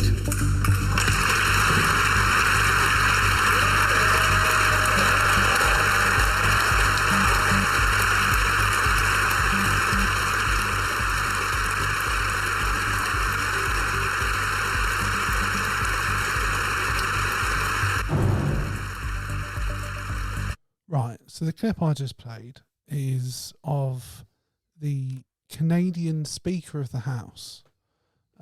E? I don't know what his name is. Oh, just a Canadian But, thing. I just, you no, know. that's fine. I know what A means. I know what you're talking about. I know my Canadian son. Don't I question know what me. you're talking about. Yeah. Did that in Daylight, didn't they? Because they don't do the dog. No. Well, How I Met Your Mother reference. Yeah, I get it. It's also just- any reference to like Canada. You know, I like Canada. I've never been, so I can't comment. I One like of the idea best of barbecues Canada. I've ever had. Not barbecues, like, was in Canada. It was in Yeah. Toronto. There's this bar, and I think it was named after an element. It was like oxygen or carbon or something. Yeah, And sounds like a gay bar. yeah, look, there was a lot of meat. I bet I there will say was. that. Me and Ash ordered like this platter, and the waitress was like, You shared me. she was like, "You want one for two?" And we were like, "Bitch, please." I mean, And we proper picked ourselves up to this waitress about like, Yeah. you know, we can handle it kind of thing. And it came out and we were like, is that it? That's ridiculous. And honestly, about 2/3 of the way through, we were like, fuck, this is a lot. And I'm honestly struggling at the minute. And because we picked up a good game, when she came out and was like, do you want some dessert? You were like, no, we can't. No, we were like, well, we've got to say yes because we've bigged ourselves up now. Also, when someone offers you dessert, you kind of go, oh, go on. But what we were expecting like a little slice of cake. Because you know, over here, if you get something in a restaurant, you get like the tiniest slither and they charge you like $5 for it. No, she brought us like a cake, and we were like, I don't know if I can eat this. I mean, we did, but it's beautiful. You had like brisket, sausage, chorizo, chicken, fries, steak. It was honestly a fucking delicious. And if you're ever in Toronto, and I'll tell you what, Oxygen or Carbon or whatever the fuck they're called, and this isn't great for endorsement, but if you're ever there and you're passing it, honestly, because when we went in as well, it had this really posh vibe, and really upmarket, and we were like, we don't fucking belong here. But we do belong there. It was delicious, and Ash will back me up on this. It was incredible. I have one question. That's not Canada. That's nothing to do with Nazis. I was about to say, how the fuck was that relevant? The Nazis knew how to barbecue. Let me say this. Canada, sorry. It was in Canada. Wow, bro. The Nazis know how to barbecue. I've just realised what I said. Me. Jesus. That's going in the trailer. That's not I actually don't think that can go in the trailer. That's not what I meant. It's only when you reacted that I realised what I'd said. It almost went under the radar for a second, and then I realised what you said. I was just thinking of a Nazi in like an apron, standing with a barbecue and a bit of sausage. I wasn't. Yeah. I wasn't thinking that. I wasn't thinking that. No, you hadn't thought about what they were famous for. But should I move us back to Nazis that we were talking? So the Canadian Speaker of the House decided to get in this World War II, what he believed to be war veteran that had fought to liberate Ukraine in the Second World War, had been involved in helping the resistance currently, and they celebrated him, as you heard. They did a standing ovation where they celebrated him. It's since come out he is in fact a Nazi, fought for the Nazis, in fact fought in the force that resisted the Americans freeing Auschwitz, and he's linked to thousands of deaths. That man was celebrated in the Canadian Parliament, applauded by including their Prime Minister, Justin Trudeau, and the Speaker of the House has since resigned, and people are calling on Trudeau I've got resign. 2 questions on this. Yeah. First of all, do they just have like a Speaker of the Week? Is it like a Rotary Club where they just get someone in once a week to talk about it? I think it's quite similar to our situation where it's a chosen elected official. No, I meant like, why is he there? Why do they need to bring in this veteran anyway? I think it's just like as like an honorific thing. Just once, yeah, but do they just once a week to celebrate him for his achievements? But they just go once a week, we get someone in. But also, I love the idea that he's been talking there about his experiences in the war, and he's like, "Oh man, like I killed so many of the enemy. It was so, honestly, it was brutal." And at what point do they suddenly love the smell of barbecue in the morning? At what point does it tick over, and they're just like, "Those Germans, bro." And he's like, "Do you know what? I killed so many Americans," and they're like, "Sorry, what? Yeah. Sorry, which side were you on?" And also, for me, I don't know if you watch on YouTube. You can watch on YouTube. Do you think I was Trudeau sort of like, should be called on to resign for he that? should be saluting, because he's like a war veteran. You're like, yes. But he does a weird As soon as thing. he's like, he fought against the Russians. He's like, now I know some basic history now. Now I'm not claiming to be a history buff, but I know which side the Russians were on in the war. Yeah. And it was ours. Yeah. I think if you're fighting against the Do you think Russians, they there's misread immediately that? some. Well, They because just the Russians read are always Russians the enemies, and right? go, "Oh yeah, we're Russians are always the enemies." Yeah. Those fucking Ruskies. I think they need to go to the same school as Wayne Hennessy. There's clearly desperate to there learn is about the Nazis. clearly a need to educate. I think people you on need World to be War II. educated on the Nazis, Man, bro. I can't believe that was a slip up and a half. So unintentional. It's going to be a bumpy ride. That's to our lawyers. Yeah. So what do you make of it? Like, obviously, it's like the guy should resign, but I don't think. I don't think there's much point in him resigning. He's like 96 or whatever. No, but I'm pretty sure the SS aren't around anymore. The Speaker of the House, it's on him. It was his invitation. Sorry, that this guy attended. I mean, I would have fucking stabbed my research team afterwards. Do you know what I mean? They would not have. I'd like to apologise for a false claim there. I said I do believe that the SS aren't around anymore, but of course we know that Nazi militia are around. They're currently in a lot of the Western countries. They're in America and the UK, making a big hoo-ha. Yeah, So actually the Nazis are still operating. So you could still be a part of them. he could be. But yeah, so yeah, your research. I imagine that like, Do you think excuse me, Trudeau sir. needs to be? Well, like, do you think it's fair he's being asked to resign? Not really. It's just whoever the fuck booked him. Well, from what I've read, it's the Speaker of. If the you brought in a House. little old man and Yeah. said this man fought in the war, I'd probably clap him as well. Yeah. If you then, like I said, if you then turned around and said he fought against the Russians, at that point I'd start to stop and question Yeah, it. I think it's harsh to ask him to resign, but I can also understand the arguments that someone running a country should be doing background checks on who enters and gets celebrated in. Yeah, but surely that's part of your thing is, you know, as and the you thing know, is, this for all I is- know, that happened, and Trudeau's people went, yeah. there's he someone checks out. who's someone who's managed. This, you know, you sort of delegate. You're like, I'm a busy person. I don't have time to worry about You every can't little be thing. across the details. Of I trust everything. you Yeah, to pick someone who's not a fucking Nazi, and I feel like that's a real minimum target here. yeah, If you fucked up and put a Nazi on a pedestal for us to all Yeah. applaud, it's a pretty big mistake. But that's not my mistake. That's your mistake. yeah. I I mean, mean, it how looks hard- good for no one How involved. hard? It's not. He even Like- says he fought against the Russians. It's Yeah. right there. But yeah, if there's a message from this episode I'd like everyone to take away, right, it's that pilots should absolutely be allowed to snort coke off of a woman's tits before flying the plane. If that's what gets him where he needs to be, to get me where I need to be, then I'm okay with it. Got him back to London as a passenger that he was then Yeah. arrested I after testing think positive for I cocaine think in the it's really system. harsh. I think it was really harsh. Yeah. Yeah. Are you just saying this? And I might be spitballing here. I might be. Well, you think I've got? I a might coke be hitting addiction nothing but air. But let's see if I get any net in this. Let's see if I get a little bit of rim on it. Are you just saying this because you like to do benders before you start the pod, and you're worried that one day someone might accuse you? I mean, you've never bragged to me about it, I have no idea what you're talking but about. I'm not a stewardess. I have no idea what you're talking about. I couldn't possibly comment. You don't like to speculate on. You just want to focus on the future, right? Always. Yeah, I can't talk about the past. To be honest with you, I can't really talk about the future. I can only talk about the here and now. And I'm not currently doing drugs. And I'll tell you about the so here and now. How ridiculous are drug prices today? I wouldn't know. You wouldn't know. I wouldn't know. You wouldn't know. I thought I'd catch you out there. I don't know why you think you no, catch me out, because there's no reason why. Did you do it? I didn't do it. I don't know. Does that ever work? I bet it does. Yeah. Did you do it? I didn't do it. No. Okay. You're resolute. Yeah. Do you know what? I've got a better poker face. I think than you're I've let you unplugged from the believe. Matrix. Matrix? The Matrix. The mattress? I think you're unplugged from it. I think you're switched on. Yeah. I think you're a man who's speaking truth. Do you know what? If there was ever... Yeah, have you taken coke? No. I've drank it. Can you do that? I've drunk Can you mix Coke. it in like brownies and No, I'm stuff? talking Can you about do that other stuff? Coca-Cola, bro. Well, back in the day. Yeah. Back I mean, in the- no, but I I mean, I mean- just drink Coke. I mean, really back in the day. Yeah. Same thing. Yeah. What can you do? We'll drink it, apparently. Yeah. You can't... It's a bit awkward to drink something off someone's tits, isn't it? I still enjoy it, though. It would have to kind of like trickle down. You'd have to kind of like pour. If they and you'd push have to them be together, you pour it like a in the little valley. middle. You create Yeah, like a little... like a luge. Yeah. And Yeah. you just kind of have to position yourself underneath. Yeah, in between. Yeah. Yeah. I think that's how it works. I think so. And, you know, I think it's ridiculous people say there's a problem with misogyny. I don't see it at all.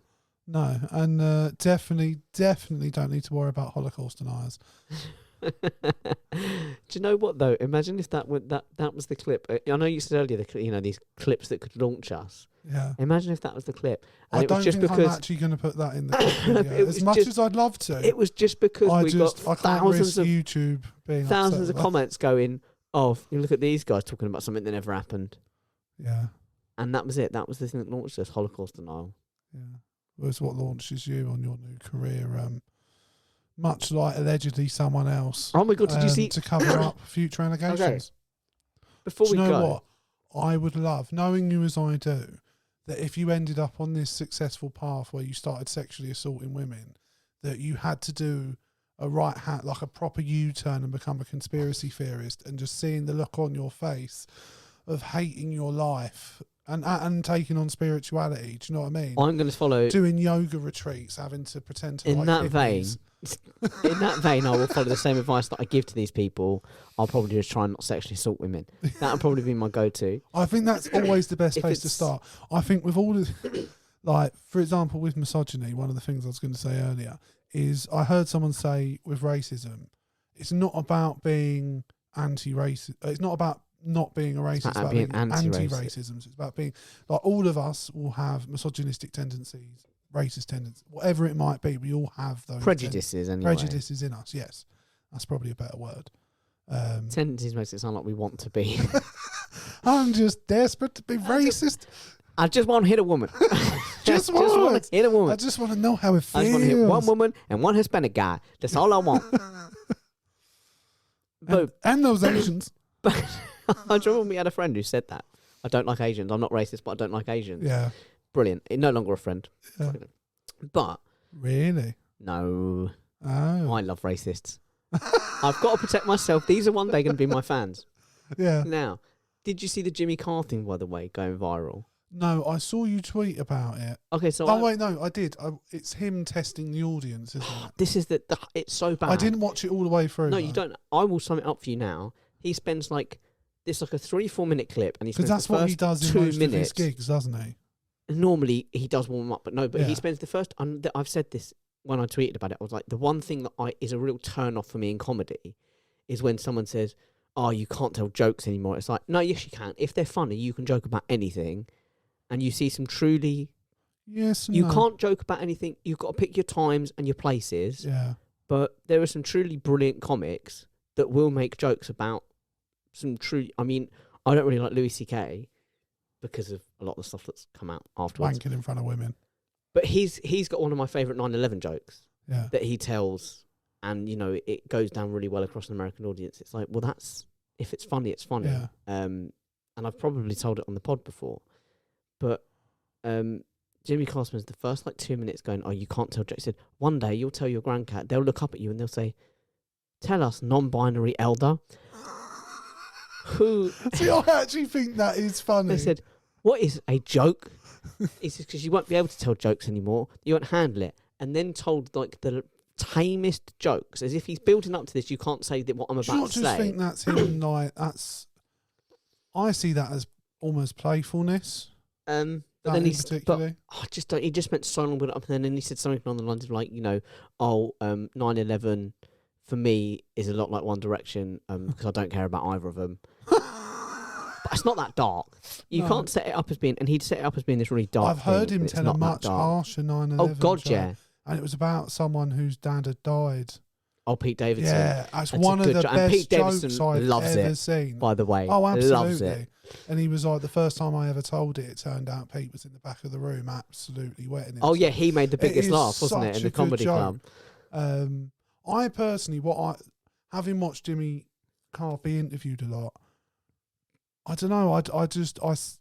Whether it comes across the right way, I don't think.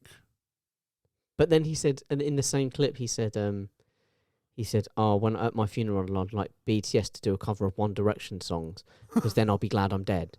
Now, that's like a fine joke, But it's not over the line or anything. but I feel like also it's easy material. And I say this Yeah. because, and I use this, and this is going to sound odd because it sounds like I'm criticising Jimmy, but I mean this as a praiseful thing.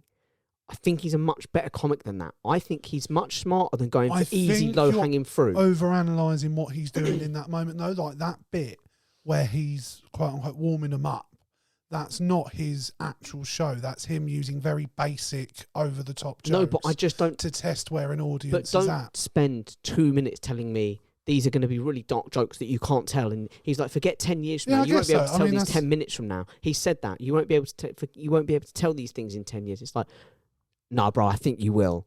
I almost think, I think yeah, you definitely I don't know. will. I feel like you're reading into it a little bit too much. I just think I think he's he's better than that. taking. And also, it's a swipe at the gender thing with the non-binary elders. It's a I did swipe think at that was funny though. I'm no, not no, gonna lie. and the BTS thing again, and the BTS and One Direction thing. It's a swipe at pop culture. Yeah, And again, it's like, yeah, it just feels like you're going for cheapish, low-hanging fruit. And 9/11 again, the 9/11 joke. I feel like, but again, I as we've feel said, like that he's got plays better into- 9/11 material, Yeah. and he's got darker 9/11 material. Yeah. So if you're going to go, these are horrendous things that you can't ever say, at least go with the dark guess stuff. He's maybe just finding a balance right at the beginning of the show when he's testing people out. I don't think you're going to go full extreme in that situation, but I think he's also trying to get people's anticipation up. And like the non-binary thing for some people would be a touchy thing to make a joke. The thing is, it about. might be the best clip from the show, and Jimmy shared it himself. Might be the best clip from the show, but I can tell To you be now, honest with you, his last special, I didn't particularly like. Everyone the was audience don't saying enjoy him. his dark materials. I think that's what it was called, wasn't it? Might be a clip from that. I mean, I wasn't like. I remember hearing like this is completely over the like. He's gone over the line. I watched it and I was like, I don't really get. I didn't particularly find it funny, and I was sort of annoyed. I watched the whole thing, but to they be felt honest. to me, being a fan of Jimmy Carr, a lot of the jokes, as fine as they were, they felt a bit lazy for his normally also, what I expect from him. I feel like there's only so far you can take his humour to a degree because It's the like, same jokes regurgitated. yeah, just in a different format. It's so, here's like, a joke about I rape, feel here's like- a joke about underage sex, here's I a feel joke like about he's hit his level, hit his audience. So I feel like if you're someone who's not watched Jimmy Carr suicide before, or something. I probably wouldn't bother watching Jimmy Carr. But if you're someone who's been into him from the beginning, you probably still find him funny. But I don't know, like Jimmy Carr now, I don't find as funny as I That did whole Jimmy bit Carr felt short 10, of 15 years No, ago. but that whole clip I watched of it, it felt, to me, it felt really short of his standards. And Yeah. also, like I said, I hate. It's such a turn off for me when someone says, "Oh, you can't say nothing anymore these days." It's like, Yeah, but no, I you think can. you're taking You that just too gotta be- seriously, though. Just spent so long doing it though. Yeah, I So guess. much of the clip Well, I is don't think dedicated to him saying you won't be able to tell jokes in 10 Maybe. years. No, you won't be able to tell these jokes in 10 years. You're like, what, you don't think I'll be able to say in 10 years' time? The only reason I won't be able in 10 years' time to make a joke saying I want BTS to do a One Direction cover because then I'll be glad I'm dead is because no one in 10 years' time will have heard of BTS or One Direction. I feel like that's the only way. Maybe I won't be One telling no Direction jokes. would have done a couple of reunions in the next 10 years. Come on. But I don't feel like I'm going to get cancelled for saying that. I don't. No, you know but what I mean? like, I think you're removing the entire context of the fact it's a comedian on stage talking shit. Like I feel like It's we just- put far I more hate it. seriousness to. I know it's my own comedians. personal preference, but I hate it. And I he's hate not when a people say you particularly can't serious tell jokes. comedian either. Do you know what I mean? I just hold him to a higher standard than that. I And like guess I so. said, he's got some really dark stuff in him. So if you're gonna Yeah. if you're gonna spend that long saying, So you're more disappointed than anything that he just didn't go dark enough. Having said that, yeah, if you're gonna spend that long doing it, either tell the jokes I think and you're give it a over little bit of build Like, up, it was a short period of his show. If he'd spent 20 minutes of his show going on about how dark his material give a was, little he's bit gonna of get build up. cancelled and and then tell those jokes. But if you're gonna give that much build up, you've got to actually tell some I dark feel like you're jokes. over-egging the build-up. Yeah, mate, it was big though. If you've seen it, I watched it's half like, of it, but it's- I don't. He wasn't repeating. It's like a the, third of the clip is him saying you won't be able Yeah, to but tell the clip's jokes like in a 2 year. minutes, bro. It's not. Well, like it's like 3-4 minutes. Yeah, that's not that long. In an hour of a show, I don't consider that. I just don't. Yeah, and like I said, I'm bringing my own personal thing. I don't like when people say that. It's No, the same. fair On, enough. I it's the just, same on like radio and TV where people go, "You can't say nothing these days," and it's like, I, no, I, what I you, feel like I'd be far more comfortable with you being like I didn't like what he said rather than the fact it wasn't harsh enough. It wasn't. I felt like it was. I And that don't. he'd built like he just disappointed It you wasn't on delivery smart of enough. darkness. Yeah, it wasn't, and it wasn't just the darkness. And like, I thought the fine, that's jokes a fair themselves, they were fine, critique, but I think but- I hold him to a higher standard. No, than that. I that's think fair he's a enough. smarter I writer. think I don't know. I think he's a smart writer, but I think he's at his level now. Do you know what I mean? Like I don't. Maybe it is. I now. think with people like that style of humour in particular, because I think he's incredibly intelligent as a comedian. But I think there's only so far you can take his style of humour with the amount of Yeah, before it's the same dark jokes. and No, it is the over-the-top same jokes jokes he's over made, and over yeah. again. yeah. So There you go. I think he's just plateauing, Or, and he's been in comedy a long, long time. yeah. Like long before any of us were. Yeah, you wouldn't even know aware it of because him. and this is a bit of an insider secret. This is a bit of a trade secret. Touches women. He actually dyes his hair. You wouldn't know that. No, So that jet it black kind of- hair in it his kind of late froze- 40s, early 50s. Yeah, it kind of throws how long he's been in the game. You know, you're not sure. You think, who's this young buck Plus, who's he new to always it? wears a suit, so we never know what actual condition he's in. Who's this? Would you want to see him naked? No. Would you want to see him topless? Would Not you snort particularly. coke off Jimmy Carr? Do you know what? For the story and Oh, for the God, yeah, you clicks, can't say most no. likely, yeah. For the But- clip, you're going to do it on air? I mean, I'll talk about it afterwards. Oh, yeah, okay. Yeah. You're not going to do it No, on air. not on. I mean, if he wanted If he's to. up for it. If he's. I don't know. Would also, you? right, so it's Would you illegal to snort coke off of Jimmy cocaine, Carr? right? But I don't We've think done an hour and a half. We're talking about Jimmy Carr and I don't snorting think- off his tits. I don't think it's illegal to have coke snorted off of you. Could you be? I mean, Coke's present and you're involved. You're facilitating you're- drug taking. would that be the? What would you be booked for? for drug use? But you're not using the drugs. You probably if you're having coke snorted off of you. But I'm you've just saying, likely if you're taken some sober, yourself. If they do a drugs test and you're Look, sober, you tell and me you've how had- many sober situations could you be in where people were snorting coke off of you? There's not many. Well, I don't know. No one invites me to anything. But for people Therein with lies my point. for people with friends, If you were coked okay? up, perhaps they would. Look how If I popular was Boris more Johnson willing- was for a while. If I was more willing to do coke off Allegedly of people, or let people popular. do coke off of my chest, or other areas. Well, if you want to apply to snort coke off of Jake's chest and other areas, Jake, tell them where they can do that.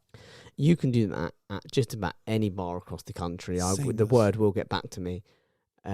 You can also email us, CrossingSwords19@gmail.com.